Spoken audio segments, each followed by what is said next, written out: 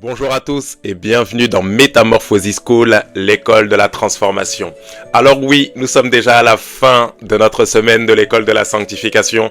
Le Seigneur nous a vraiment nourris, le Seigneur nous a vraiment fait du bien. Nous avons appris tellement de choses depuis le lundi, nous avons parlé, nous avons mis en avant ces deux réalités que sont la sanctification et la consécration. Nous avons compris beaucoup de choses, nous avons parlé de l'école, de la sanctification de l'âme, de la sanctification de l'esprit.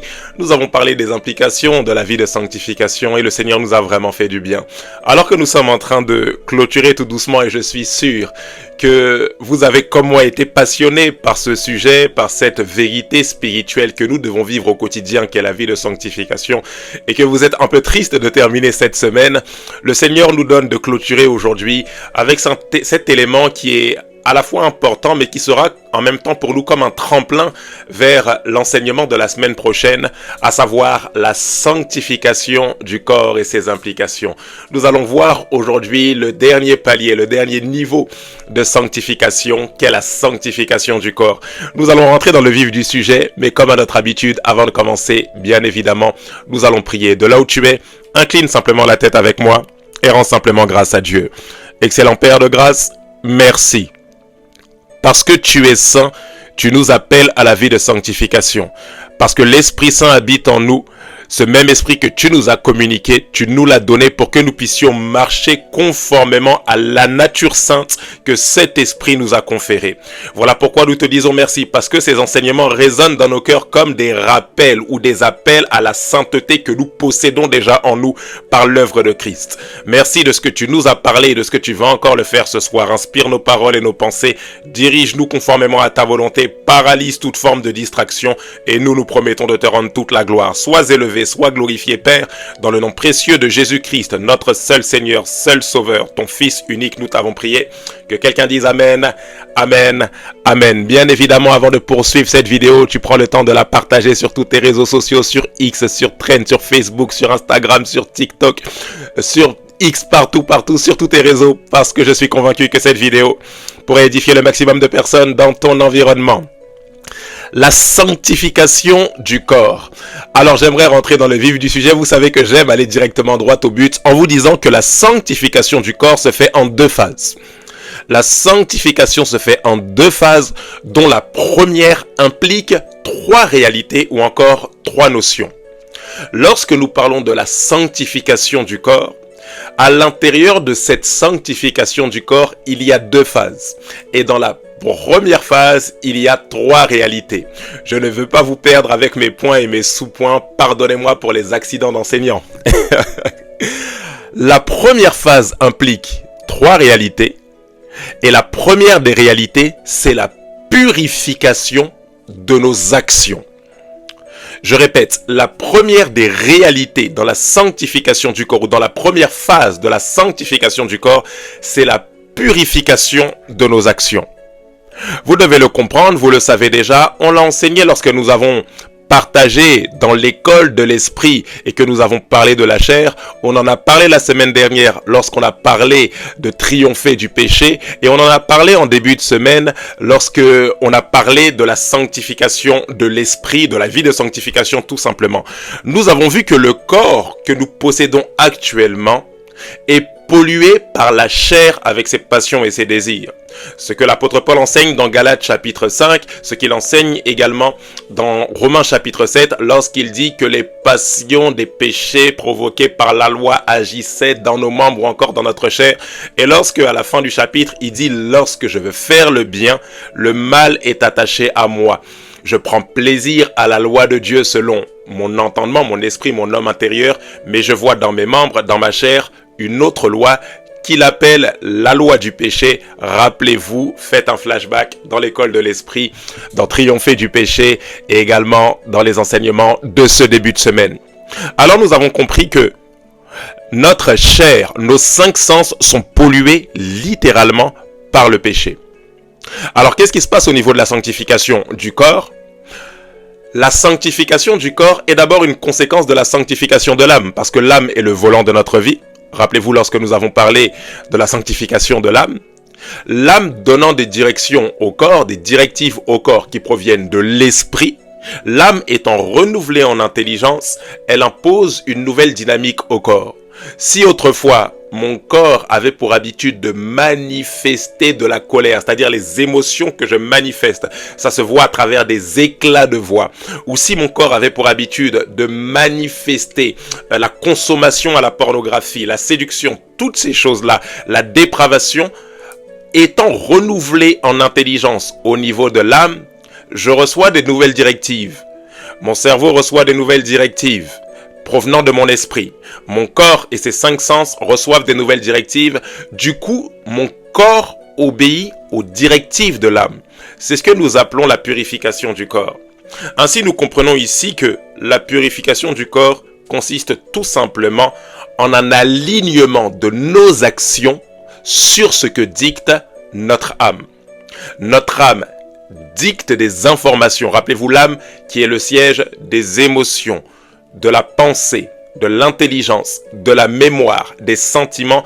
L'âme donne des informations à mon corps et mon corps agit en fonction des informations que l'âme a récoltées de l'esprit.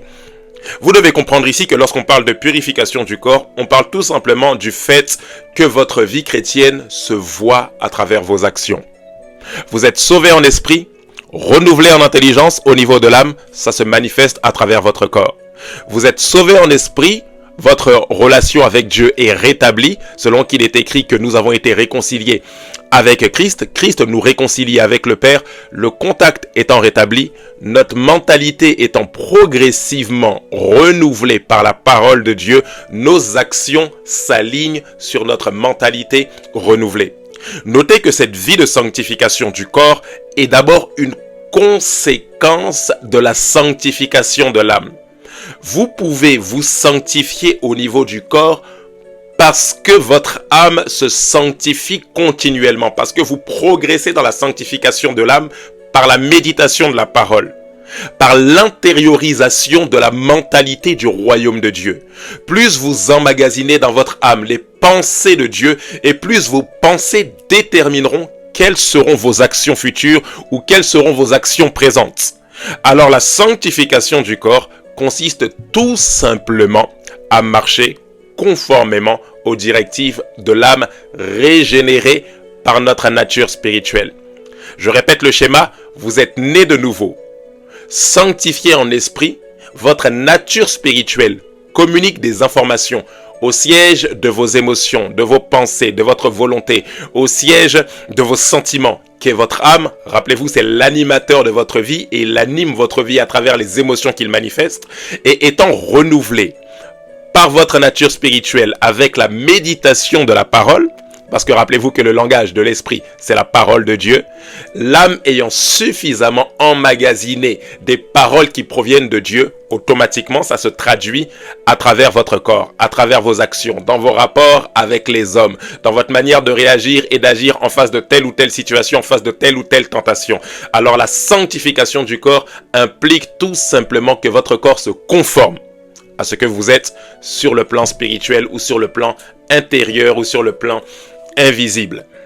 Enfin, j'aimerais vous dire par rapport à la sanctification du corps que c'est à la fois une conséquence de la sanctification de l'âme et par ricochet logiquement de la sanctification de l'esprit, mais c'est également un moteur de la sanctification de l'âme. Parce que rappelez-vous que la chair, les 5 sens, communiquent également des informations à la fois au cerveau, mais également à votre âme, à votre cœur, le siège des émotions, de vos pensées, de votre intelligence, de votre mémoire. L'âme recevant des informations de la chair qui est corrompue, automatiquement est polluée. Selon qu'il est écrit, je vous exhorte, bien-aimés, à vous abstenir des convoitises charnelles qui font la guerre à l'âme. Alors lorsque vous vous sanctifiez au niveau du corps, c'est-à-dire lorsque vous privez la chair de tout ce qui fait comme son carburant de vie, de tout ce qui lui donne d'avoir les passions qui sont excitées, l'âme ne peut pas recevoir de mauvaises informations. Alors comme Job, lorsque vous faites un pacte avec vos yeux et que vous refusez de regarder des scènes qui peuvent polluer votre âme ne peut pas être polluée. Alors ainsi, vous voyez que c'est du donnant-donnant. Plus vous progressez dans la sanctification de l'âme et plus le corps se sanctifie. Et plus le corps se sanctifie, moins l'âme a des informations qui proviennent du monde. Alors c'est du vice-versa.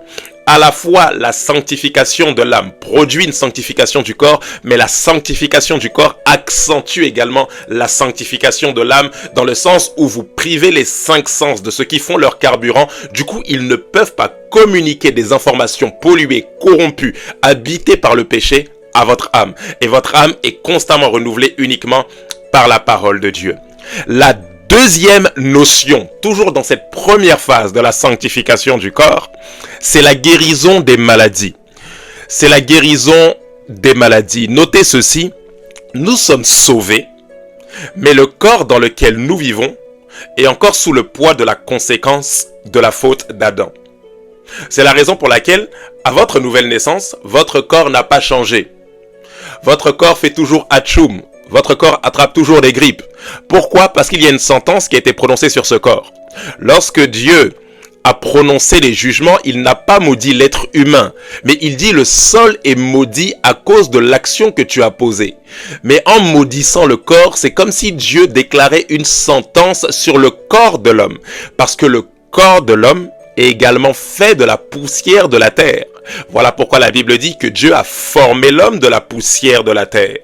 Alors, étant donné que le corps a subi un changement structurel à cause de la faute d'Adam, il est normal que ce même corps, que la terre qui a subi un changement structurel à cause de la faute d'Adam, il est normal que le corps de l'homme, qui est fait de poussière de la terre, subisse également le même changement, bouleversement structurel. La Bible dit que la malédiction que le Seigneur prononce sur la terre est telle que la terre produira des épines et des ronces sur toute la culture de la terre. C'est-à-dire que le sol qui était censé être une bénédiction avec ses fruits va maintenant produire du fruit, mais avec des épines et des ronces. De la même manière que le corps de l'homme qui était censé lui permettre à son esprit et à son âme de fonctionner sur la terre, va produire des épines et des ronces, produire des maladies, produire des grippes, produire des rhumes, à cause de l'action que Adam a posée. Et la sentence finale, puisque tu es poussière et tu retourneras à la poussière. En d'autres termes, ce corps de péché est voué à la destruction. C'est la raison pour laquelle, encore aujourd'hui, nous pouvons tomber malades. Et c'est la raison pour laquelle, encore aujourd'hui, même si nous avons accepté le Seigneur, nous finissons par quitter cette terre par la mort. Pourquoi? Parce que nous n'héritons pas la vie éternelle dans ce corps-là. Alors posez-vous la question, pourquoi lorsque j'ai accepté Jésus, je ne suis pas directement guéri de toutes mes maladies, et pourquoi je ne vis pas la vie éternelle dès maintenant? Parce que la volonté de Dieu n'est pas que nous héritions la vie éternelle avec ce corps-là. Dieu nous laisse dans ce corps, on va le voir au dernier point pour faire de nous une source de témoignage, mais Dieu veut nous faire comprendre que la vie éternelle ne sera pas dans ce corps-là. La Bible dit ceci, Genèse chapitre 3, verset 19, c'est à la sueur de ton visage que tu mangeras ton pain, jusqu'à ce que tu retournes dans la terre d'où tu as été pris, car tu es poussière et tu retourneras à la poussière. Alors la guérison intervient à quel moment et pour quelle raison? La Bible dit ceci, on va lire deux références, 1 Pierre chapitre 2 verset 24, lui qui a porté lui-même nos péchés en son corps sur le bois, afin que mort au péché, nous vivions pour la justice, lui par les meurtrissures duquel vous avez été guéris. Romains chapitre 8 verset 11, et si l'esprit de celui qui a ressuscité Jésus-Christ d'entre les morts habite en vous, celui qui a ressuscité Christ d'entre les morts rendra aussi la vie à vos corps mortels par son esprit qui habite en vous. Alors si aujourd'hui, nous expérimentons des guérisons dans ce corps, c'est pour attester premièrement que notre salut est véritable. Dieu opère des guérisons par les meurtrissures de Jésus-Christ, selon qu'il est écrit, par ces meurtrissures, vous avez été guéris. Pour attester que notre salut en Christ est véritable. Pour démontrer que le Dieu en qui nous avons cru est véritablement Dieu. Pour montrer aux hommes qui ne le connaissent pas, aux incrédules, qu'il est véritablement le Seigneur, qu'il est véritablement le Dieu vivant et vrai, le Dieu créateur. Il manifeste des guérisons. Il manifeste des choses miraculeuses pour attester que le salut en Christ est véritable. Mais deuxième point, vous devez noter que la guérison de la maladie est à la fois une attestation de l'authenticité de notre salut, mais elle est également là pour nous rappeler qu'un jour, nous aurons un corps sans péché et sans maladie. Nous devons nous rappeler sans cesse que nous n'allons pas passer l'éternité dans ce corps. La vie présente que nous vivons n'est pas celle que nous allons vivre éternellement. Nous n'allons pas vivre éternellement une vie où nous sommes pollués par la chair avec ses passions et ses désirs tentés sans cesse, avec des maladies dans lesquelles nous tombons, des grippes, etc. Non. Alors ponctuellement, Dieu nous donne comme une dose, comme un goût de l'éternité dès maintenant sur la terre pour nous faire comprendre que vous êtes guéris. Mais si aujourd'hui je manifeste une guérison du sida, si aujourd'hui je manifeste une guérison d'un cancer, c'est pour vous rappeler qu'un jour, votre corps corruptible revêtira l'incorruptibilité. J'empiète déjà sur les enseignements des semaines qui vont suivre. Alors, quelle est la conclusion que nous devons tirer par rapport à toutes ces choses? Premièrement, vous devez croire en la guérison en tant qu'enfant de Dieu. Vous devez croire en la guérison parce que la Bible dit que par les meurtrissures de Jésus-Christ, nous avons déjà été guéris. Rappelez-vous, nous sommes bénis de toutes sortes de bénédictions spirituelles en Jésus-Christ.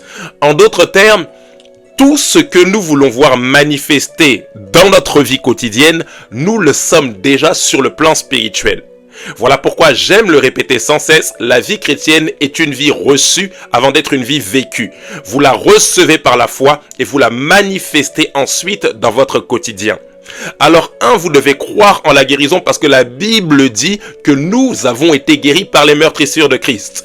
2, vous devez croire en la guérison parce que la maladie n'est pas la norme de Dieu. Dieu ne nous a pas créés pour tomber malades.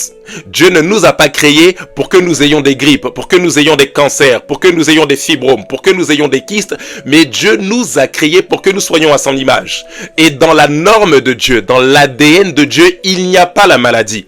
Alors quand bien même la maladie et la mort physique sont des choses qui aujourd'hui paraissent naturelles, semblent naturelles à cause de la faute d'Adam, vous devez avoir à l'esprit que quand bien même elles sont naturelles, elles ne sont pas pour autant normales. Pour cause, chaque fois qu'une maladie commence à affecter votre corps, vous pensez automatiquement à en guérir. Pourquoi? Parce que dans la pensée de l'homme, il y a cette idée de l'éternité, c'est la parole qui le déclare. Dieu n'a pas créé l'homme pour que l'homme meure. Dieu n'a pas créé l'homme pour que l'homme tombe malade. Alors même si dans votre corps, il y a comme une maladie qui commence à vous ronger, ne considérez jamais cette situation comme étant une situation normale. La maladie fait peut-être partie du quotidien de l'homme. Quand bien même la maladie paraît naturelle, elle n'est pas normale parce qu'elle n'est pas dans la norme de Dieu. Et si dans la norme de Dieu, il veut que nous soyons à son image, et si dans son image, il n'y a pas la maladie, alors vous devez rejeter la maladie au nom de Jésus-Christ. Ceci dit, vous devez comprendre une chose qui est fondamentale. Même si nous rejetons la maladie, parce que nous savons que ce n'est pas la norme de Dieu, nous ne devons pas oublier que si nous sommes guéris de nos maladies sur la terre, c'est pour nous rappeler qu'un jour nous passerons l'éternité dans un corps glorifié, pas dans ce corps-là. Alors si vous priez mais que vous n'obtenez pas la guérison, ou si vous avez prié pour un proche et que ce proche s'en est allé dans la maladie, ce n'est pas une raison pour vous de vous décourager et de vous dire que Dieu ne guérit plus. Non, Jésus-Christ est toujours assis sur son trône, Jésus-Christ guérit toujours, Jésus-Christ est toujours aussi puissant. Rappelez-vous, votre foi ne dépend pas des circonstances de la vie parce que notre foi n'est pas basée sur ce que nous vivons, mais sur ce que Christ dit et sur ce que Christ a fait pour nous. Et ce que Christ dit, ce que Christ est et ce que Christ a fait pour nous est inchangeable et invariable. Je peux passer par un temps de maladie, mais Christ est toujours Seigneur, il est toujours Dieu. Et sa divinité n'a pas changé par rapport à mes circonstances de la vie. Les attributs de Dieu ne sont pas affectés parce que je passe par des temps difficiles. Dieu reste toujours omniscient, omniprésent, omnipotent, tout-puissant, transcendant et souverain, quels que soient les temps par lesquels je passe. Alors lorsque je passe par un temps de maladie ou que je vois un proche qui s'en est allé dans la maladie ou un proche qui meurt et qui est mort dans le Seigneur, je me dis mais c'est un chrétien, comment est-ce qu'il a pu partir aussi de cette manière-là aussi brutale? La chose que je dois me rappeler, c'est que nous sommes sur cette terre dans une tente d'attente. Nous sommes dans un corps qui est comme une salle d'attente pour revêtir le corps glorifié, le corps sans péché, le corps sans maladie. Rappelez-vous toujours que nous sommes sauvés en espérance et nous sommes guéris dans l'espérance d'expérimenter une résurrection dans un corps dans lequel il y a la vie de Dieu qui coule d'éternité en éternité. Alors ne vous demandez pas systématiquement pourquoi Dieu ne me guérit pas systématiquement de maladie. Mais rappelez-vous sans cesse qu'un jour, votre corps corruptible revêtira l'incorruptibilité. La dernière notion de cette première phase de la sanctification du corps, c'est l'annonce de la bonne nouvelle. La Bible dit ceci, Matthieu chapitre 5 verset 16, que votre lumière luise ainsi devant les hommes afin qu'ils voient vos bonnes œuvres et qu'ils glorifient votre Père qui est dans les cieux. Il dit que votre lumière luise ainsi devant les hommes. En d'autres termes, vous avez été sanctifiés, mis à part. En d'autres termes, le monde est plongé dans les ténèbres et vous, vous êtes comme un enfant de lumière. Mais la raison de la brillance de la lumière, c'est pour pouvoir éclairer les ténèbres, n'est-ce pas? Il y a de la lumière dans cette pièce parce que si la lumière est éteinte, nous serons tous plongés dans les ténèbres. Alors vous ne devez pas vivre une vie de sanctification éteinte. Votre vie de sanctification ne sert pas à indexer les hommes en leur disant vous êtes sales, moi je suis saint. Mais votre vie de sanctification sert à irradier, à éclairer les hommes avec votre lumière afin qu'ils deviennent également des enfants de lumière comme vous. La Bible dit qu'il voit vos bonnes œuvres et qu'il glorifie votre Père. Mais lorsqu'on parle de glorifier, rappelez-vous, la gloire dans l'école de l'adoration ou des adorateurs, la gloire de Dieu ou glorifier Dieu, ce n'est pas simplement dire Seigneur je te rends toute la gloire, mais la gloire d'une personne, c'est la manifestation pleine de ce que la personne est à son plus haut niveau. C'est l'expression totale de la personne. Alors lorsqu'on parle de la gloire de Dieu, c'est Dieu qui est vu dans toute sa splendeur. Mais de quelle manière Dieu se voit dans toute sa splendeur sur la terre? C'est à travers les hommes. Les hommes qui marchent dans l'amour, les hommes qui marchent dans l'abstinence avant le mariage, parce que Dieu est saint, Dieu n'est pas dans l'immoralité sexuelle, toutes ces choses-là. Les hommes qui marchent dans la paix, les hommes qui marchent dans la joie en toutes circonstances, les hommes qui marchent dans une paix qui dépasse toute intelligence, qui ne dépend pas d'un compte en banque. De cette manière-là, l'éclat de Dieu est rendu visible. Les hommes voient et de la même manière qu'ils voient, ils seront irradiés, impactés par ça, et ils voudront également glorifier Dieu, que leur vie témoigne de la gloire de Dieu exactement comme la vôtre. Quel est mon point? Votre vie de sanctification ne sert pas à vous élever au-dessus des hommes, au-dessus de vos frères et sœurs, en vous disant je suis saint, toi tu es impur, moi je marche dans la sanctification, moi je ne suis pas comme les autres qui pêchent, moi je suis une personne consacrée, je suis une personne qui est mise à part, les autres sont dans le péché, les autres sont dans la dépravation, les autres sont dans le monde. Non, votre vie de sanctification, le point culminant, le but ultime de votre vie de sanctification, c'est qu'elle serve au salut des âmes. C'est la raison pour laquelle Dieu vous sanctifie. C'est pour que vous soyez une source de sanctification pour les autres, mais c'est également la raison pour laquelle Dieu vous laisse sur la terre. Dieu ne vous laisse pas sur la terre pour que vous puissiez dire que vous êtes saint. Dieu vous laisse sur la terre pour que votre sanctification, votre sainteté impacte également les autres. Alors j'ai une question pour vous. Vous marchez dans la sanctification. Quel est l'impact de votre vie de sanctification dans votre environnement, auprès de votre famille, auprès de vos proches? Est-ce que, voyant vos bonnes œuvres, il glorifie votre Père qui est dans les cieux? Nous terminons avec la deuxième phase de la sanctification du corps. Et cette deuxième phase implique tout simplement la sanctification finale avec la destruction de notre corps corrompu par le péché et le revêtement d'un corps glorifié.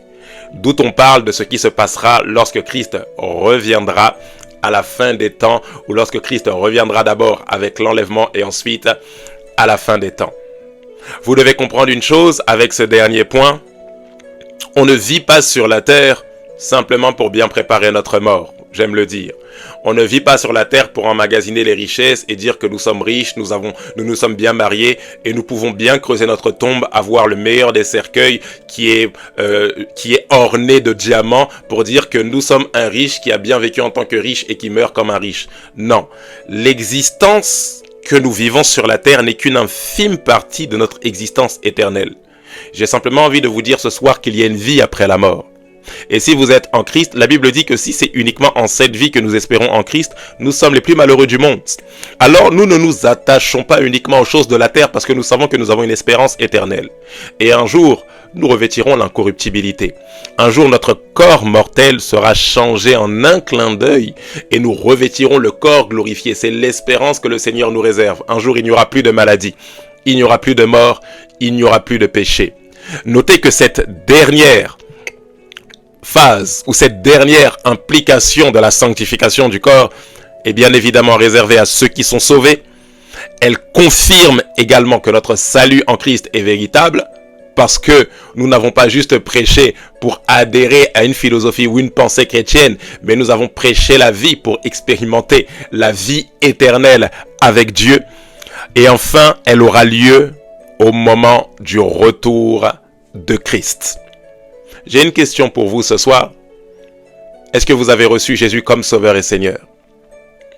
C'est le point de départ de toute chose. Rappelez-vous, en début de semaine, nous avons parlé de la sanctification de l'esprit.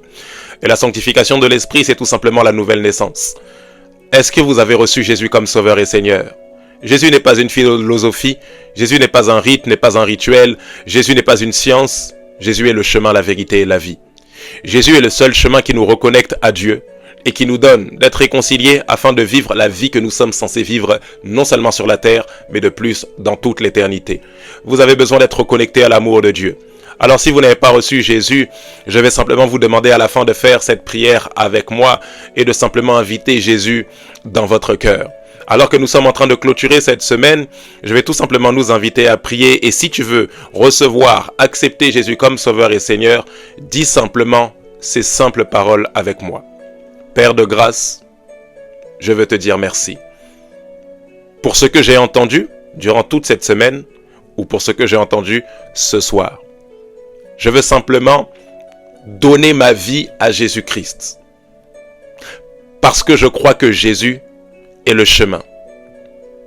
Répète après moi, Seigneur Jésus, aujourd'hui, je fais de toi mon Sauveur et mon Seigneur. Je renonce à ma vie passée. Je renonce à ma vie de péché. Je reconnais que je suis un pécheur et que j'ai besoin de ta grâce. Alors ce soir, viens dans ma vie. Alors que je renonce à Satan, que je renonce au diable et à toutes ses œuvres, viens dans mon cœur, transforme-le, façonne-moi pour que je sois à ton image. Dès maintenant, je t'appartiens pour l'éternité. Merci Père de grâce de ce que tu rentres dans ma vie. Au nom de Jésus. Amen. Si tu as fait cette prière, c'est que tu fais partie désormais de la famille de Dieu.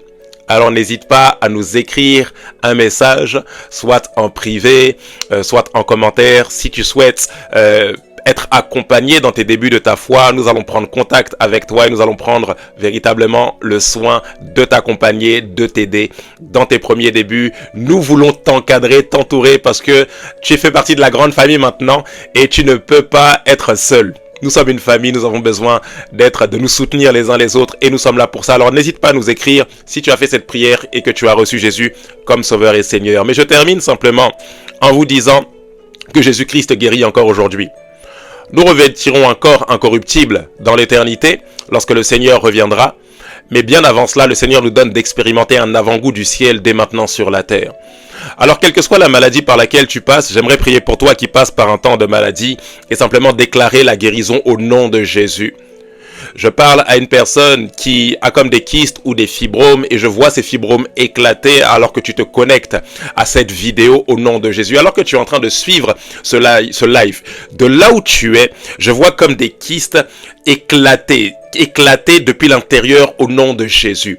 Je ne sais pas à qui je suis en train de parler, mais j'entends clairement une personne avec des kystes et des fibromes recevoir comme une guérison instantanée au nom de Jésus. Père de grâce, parce que par les meurtrissures de Christ, nous avons été guéris. Je déclare la guérison dans les corps de toute personne qui se connecte. Je vois plusieurs femmes être guéries de kystes, être guéries de fibromes au niveau des ovaires. C'est clair dans mon esprit au nom de Jésus. Au-delà des kystes et des fibromes, Père de grâce, parce que tu nous as donné, tu as dit que en ton nom les malades seront guéris. Je proclame la guérison sur toute personne qui suit cette vidéo au nom de Jésus. Que des guérisons s'opèrent, que des guérisons de cancer s'opèrent au nom de Jésus. Je condamne toute forme de cancer parce qu'il n'y a plus de condamnation pour ceux qui sont en Jésus-Christ. Je condamne toute forme de maladie parce qu'il n'y a plus de condamnation pour ceux qui sont en Christ. Merci de ce que toutes cellules endommagées sont maintenant restaurées dans nos corps. Restaurées. Tout ce qui était comme mort reprend vie par l'esprit de résurrection qui habite en nous au nom de Jésus. Merci Père pour la guérison que nous expérimentons par la puissance de ta grâce. Nous t'élevons, nous te glorifions et nous te rendons toute la gloire. Merci pour cette semaine. Merci pour cette soirée placée sous le signe de la gloire de Dieu. Assurément, il y aura une cascade de témoignages à la fin de cette série d'enseignements sur la vie de sanctification. Nous recevrons des témoignages et nous donnerons de la gloire à ton nom. Nous te disons merci Père. Nous bénissons ton nom et nous te rendons toute la louange, toute l'honneur et toute la gloire qui t'est due. Dans le nom précieux de Jésus-Christ, nous t'avons prié.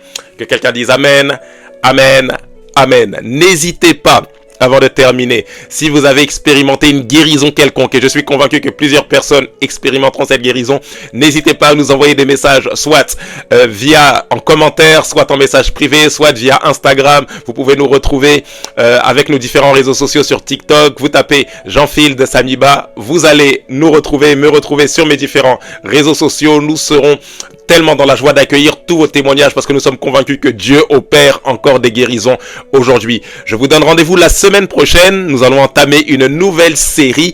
Comprendre l'Apocalypse, comprendre la fin des temps, ça ne sera pas une mince affaire. Il y aura beaucoup de choses que le Seigneur va nous révéler. Mais d'ici là, je vous dis que Dieu vous bénisse. À très bientôt avec Métamorphosis School, l'école de la transformation. Que Dieu vous bénisse. Bye bye.